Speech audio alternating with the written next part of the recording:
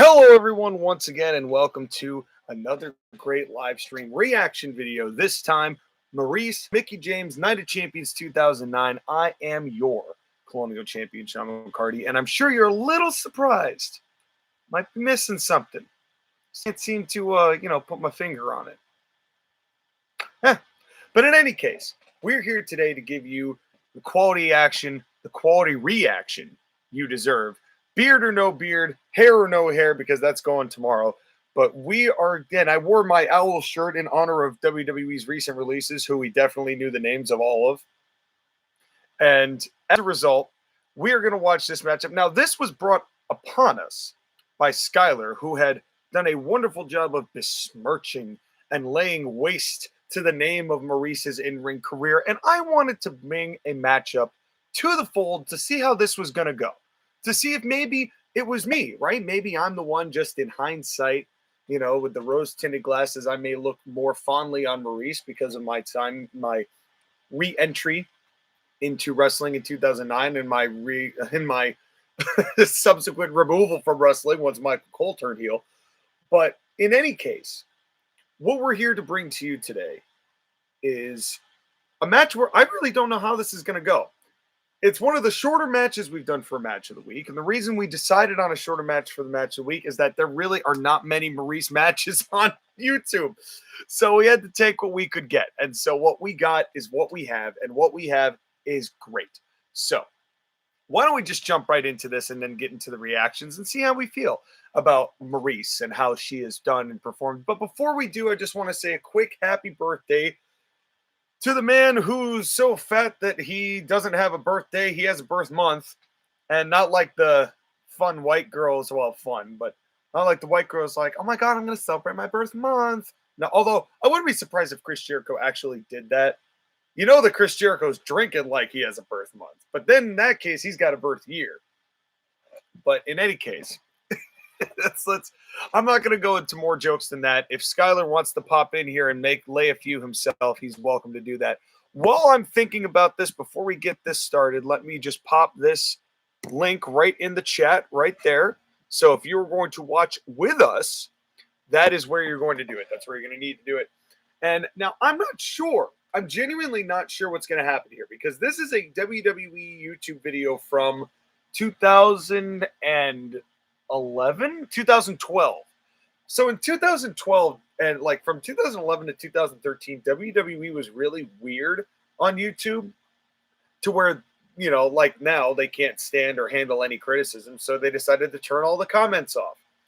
And as a result, because YouTube was not nearly as ad laden as it is now, we might actually get ourselves a reprieve.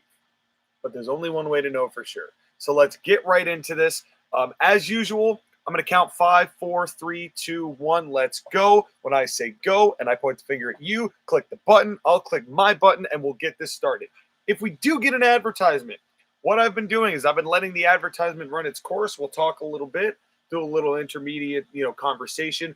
And then when it comes back on, I'll give you the timestamp. You can plug yourself right back into where we are and the match can continue on as it has been advertised. So stay tuned, everybody.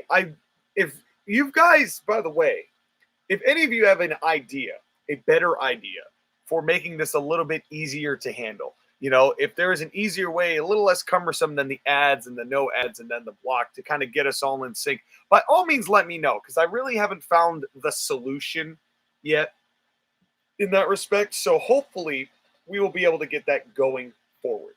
Let's get into this, shall we? All right. Here we go. 0-0-0. Mickie James versus Maryse. July 26, 2009 for the Divas Championship. We'll talk about that. But we'll talk about that after the fact. So I'm going to scroll right up here, which is how you were able to see my face. And now you may not. And here we go. Hold on. Okay, now you can't see my face, and that's how we do it. So, look at the hand. In 5, 4, 3, 2, 1. Let's go. 12-minute match. Divas Championship. And this is like almost silent. Is that my television? No, it's just actually that quiet. Oh. This is with entrances. So what is this, a 5-minute match? Then again, this is 2009. It's not like WWE was putting all their eggs into the women's basket. And, well, one of the redeeming qualities about this, the fact that this is so low and the fact that this is so unhearable, at the very least, that means that A, I'm not going to be listening to Michael Cole, nor am I going to be listening to a very bald Josh Matthews, who is even worse than before. Oh, here comes Maryse, looking skinny and fine. Although Mickie James did as well, too. Both of they had some very... Oh, maced to shit. Oh, my God. That was a little extra, don't you think? Although that was kind of Maryse's whole deal, wasn't it? Mickie not looking happy. I'm so glad I'm not listening to Michael Cole right now. Because you can't hear him. Or at least I can't hear him. Let me know if it's just as quiet for you. Here comes Maryse. I've always thought that Maryse was talented in the ring. And, maybe this match will prove me otherwise. But she's always had charisma. And I thought she was a good heel, worked well against someone like Mickie James, who at that point was a very strong baby face. And of course, this was before the Piggy James segment, which was very stupid and not necessary. Even though Lay Cool was a good team, but 2000, this is when I was watching WWE a little bit more on the reg. I guess would be the way. Yeah, a little bit more on the reg. Actually, I recall being in Tampa, Florida at a bar watching this, and they had it on every single television. Actually, the bar's still open today. It's Primetime Sports Bar and Grill, and I believe it's on Northdale Mabry, and Mickey's trying to charge. Referee staying in between them, very upset. And now these two just trying to go after each other. This referee trying to give it all he's giving it all he's got. All right, here we go. Let's see how this goes. Maryse is actually a little skinnier than I thought she did. I thought she had a little bit more muscle definition than she kind of does. Because all I can see is that top and what's in between that top.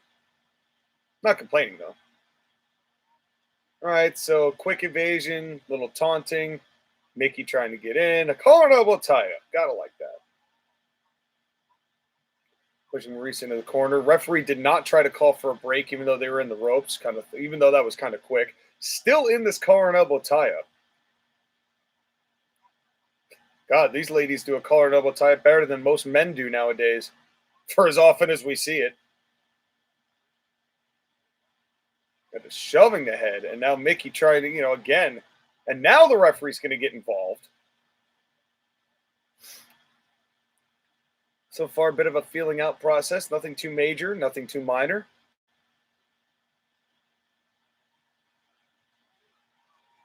And once again, Maryse just, I guess flicking her hair is Maryse's version of heat, which it did. It got heat. But again, this is also, and now, oh, what a nice roll up with a bridge. Not enough.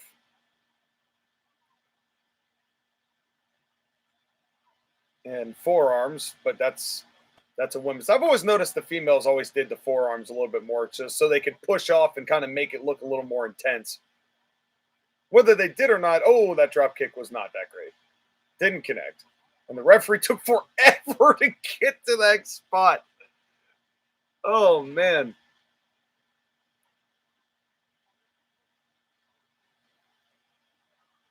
So far, this match has been fine. It's not going too fast. They're setting a pretty decent pace. It's not a technical masterpiece, but I wouldn't expect that out of either of these women. Although, I do have to say that Mickie James always did know, her work was always good.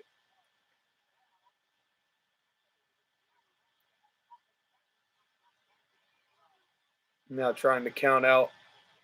Now, I have to imagine, and I don't remember this show, and maybe we'll look that up afterwards, but I don't remember exactly on this show, but I know this probably was a post-major match, one of those ones that people really didn't care about, because, again, this is what WWE liked to do.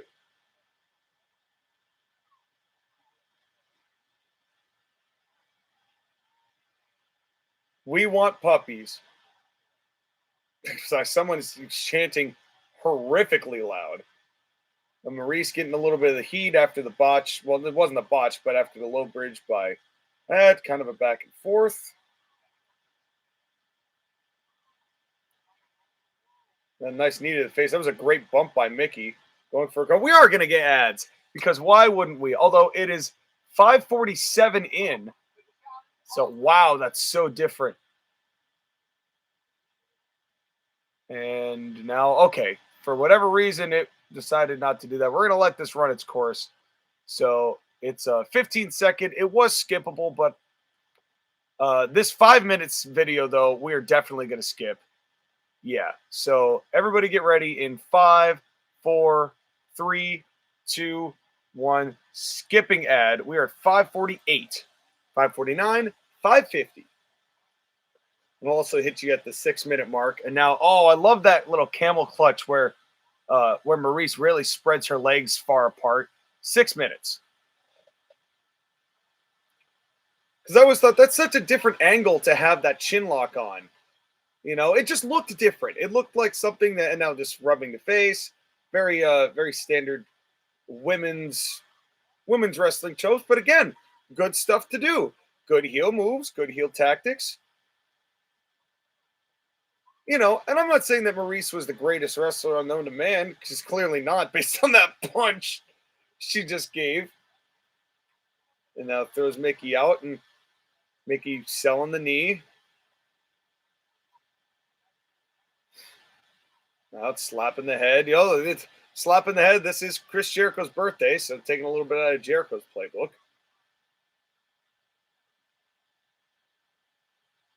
She's getting a weapon. Oh, she's getting that mace. Going to remace her again, right? But I have a feeling, is this the time she's going to try and get it? Well, she wouldn't be able to use it, and the referee was clearly still not, was. What's she going to do? Was she going to use the mace on Maryse? That's a disqualification, right? Yeah, okay. The referee, yeah. I was going to say, referee should take that away from her. That's the right move. Now Maryse goes for counter, and Luthez press that Mickie made look good half the time. But I still respect the fact that she did it.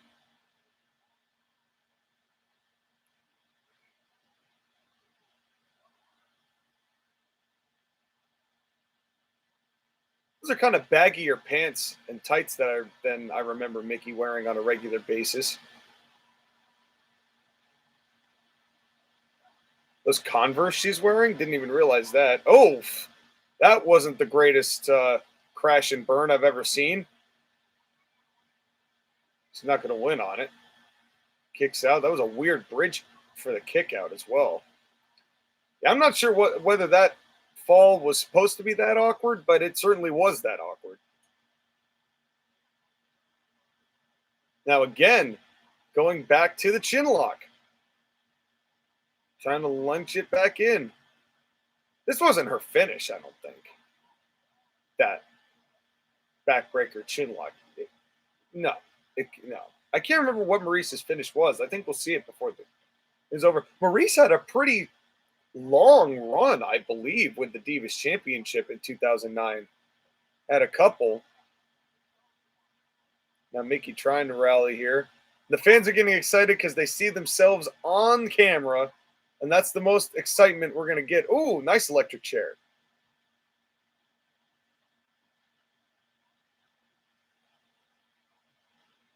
All right, come on, ref, count. This is your count of 10 here that he didn't bother to do. I'm a little disappointed in this referee because he's only hitting the cues he's supposed to hit, and he's not getting really the rest of the officiation. I can only imagine how boring Michael Cole and King make this matchup.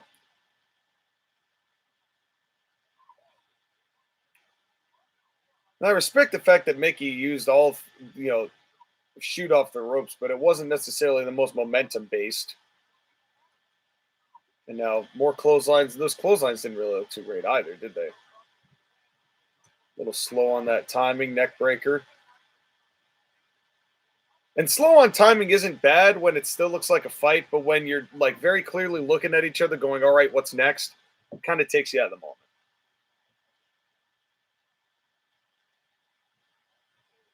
Mickie's still going in, and Mickie made this comeback, but there really isn't much of a comeback on this. It's kind of been back and forth. And I kind of thought that the Mace spot was going to be the finish. Kind of seemed like it should have been the finish, given that was the pretext to this match even happening in the first place.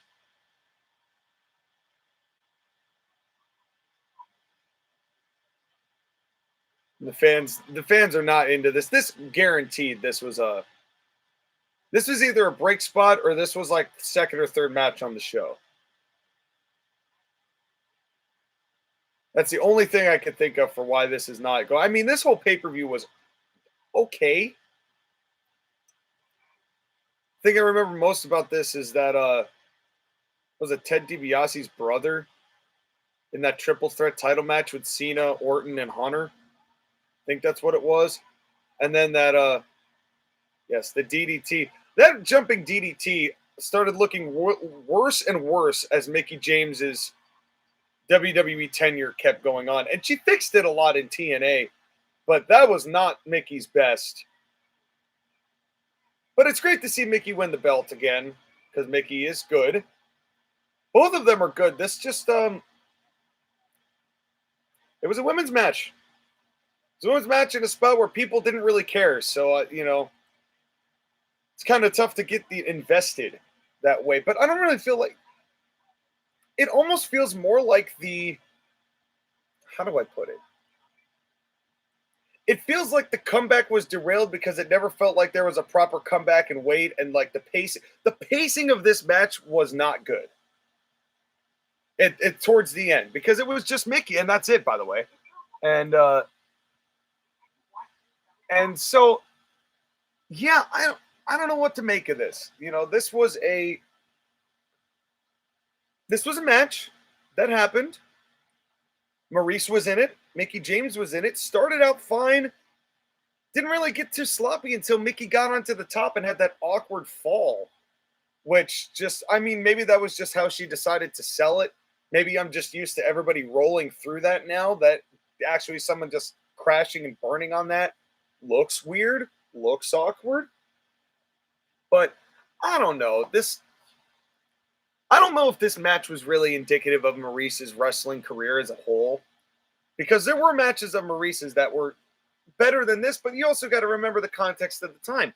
What exactly were we dealing with when it comes to the Divas, when it comes to Divas division, and that what many consider to be a very dark time for women's wrestling? Darker or equated to darkness of the Attitude Era. It was repaired a little bit with not so much Mickie, but Mickie did help. But in 2000, with Trish Stratus and Lita really kind of leading the charge in that respect. And then Gail Kim, who came in for her cup of coffee and left. But then you got the Kellys and the Bellas, the rookie Bellas, who are just atrocious and considering where they ended up, But in any case, I feel like Maryse really was not to blame. I don't feel like either of these two were to blame. It's just the format of this match could have been better. The attitude behind this match could have been better. Just out of curiosity, I'm going to look up Night of Champions 2011 and see what the card was. And just to see, because I'm curious to see where on the card this was. All right, here we go. Preliminary matches, blah, blah, blah. Just give me the thing. Here we go. So, oh my God. Oh, this is a different show. This is a different show than the one I'm thinking of. I'm looking up 2011. What am I doing? This is 2009. What am I doing? I was about to say, Night of Champions 2009. Here we go. Now we're in Night of Champions 2011. I'm like, who are all these people? That's not what we're doing here. This is Night of Champions 2009. All righty. Where on the show was this? So, The main event was Jeff Hardy versus CM Punk for the World Heavyweight title. And that was the one where where Jeff, I don't think, won the match because Punk like had his eye thing, right? I think that was a referee stoppage, if I'm not mistaken. That's how that ended up going because Punk sold his eye. Rey Mysterio defeating Dolph Ziggler for the Intercontinental title was on before that. And then this match was right after the Randy Orton, Cena, and Triple H match that had Ted DiBiase's brother, or whoever it was, come and enter that match. Was that I can't remember. That might actually have been a fan that they tried to justify. I can't remember. I cannot remember how that all went down. But I remember Orton won, Cena and Triple H. So right after all of that shenanigans, and 4 matches after that, Jericho beat Legacy, even though I didn't realize Jericho was babyface. Don't remember because I don't think they were. Christian beat Tommy Dreamer for the ECW title, which I remember being fairly decent. Kofi Kingston defeated Carlito, Jack Swagger, The Miz, MVP, and Primo for a 6-pack United States Championship. Michelle McCool defeated Melina for the Women's Championship because this was before the merger. And Randy Orton defeated John Cena and Triple H, and then the match after that, Mickie James and Maryse. So it's no wonder why nobody gave a damn. Because after a world title match featuring Orton, Cena, and Triple H, who's going to care about Mickie James and Maryse? And that's not a knock or a criticism. It's just the way that they're positioned on the card. And then for that match to be what it was meant to be, which was what WWE uses women matches for at the time, which was a cool down.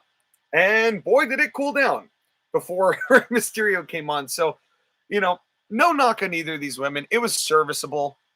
And that was probably all we were going to get from the women's division at that time was serviceable.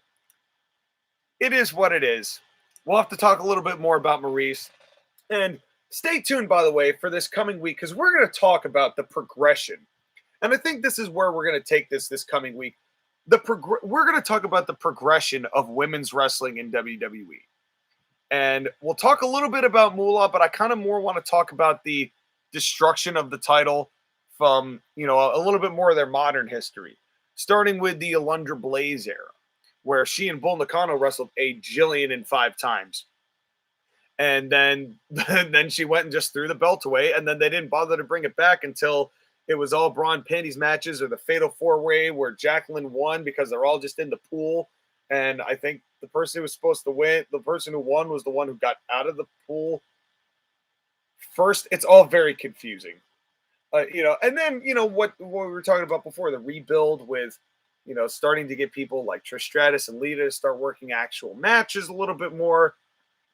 And then, of course, going into what we saw here. And then, what ends up becoming of the Divas until Stephanie McMahon invents women. And then everything is fine again. So we'll give a talk through women's wrestling over the years because you've heard us critique it mercilessly. How WWE has handled their women's division. Was there a time they actually cared? Well, we're going to have to take a look, and you're going to have to listen in to the Court-Martail podcast, which will be airing either for this Friday or Saturday, depending on what our recording schedules are. But stay tuned for that because it's all coming up right here on the Court-Martail podcast, and the only way you're going to be able to take a look and see what's all going down. You know what you got to do. You got to hit that like button, the share button, the subscribe button, hit that bell button, switch it to all so you get every notification when something new comes in. And trust me, we don't post frequently enough for it to get annoying. So by all means, folks, so we will see you then. But until then, thank you very much for watching this great edition of the Court-Martail podcast live stream reaction. Maryse is a superstar spotlight. We've got this match to review with Skyler Greenberg, of our illustrious co-host, the Bay Area Brawler, Skyler Greenberg. We also are going to talk about women's wrestling throughout the years and how WWE has treated it come that time. So stay tuned for that, as well as all of the news of the wrestling week. We couldn't do it without the wrestling news. So with that said, thank you very much for watching, and we will see you next time, folks. See you this week.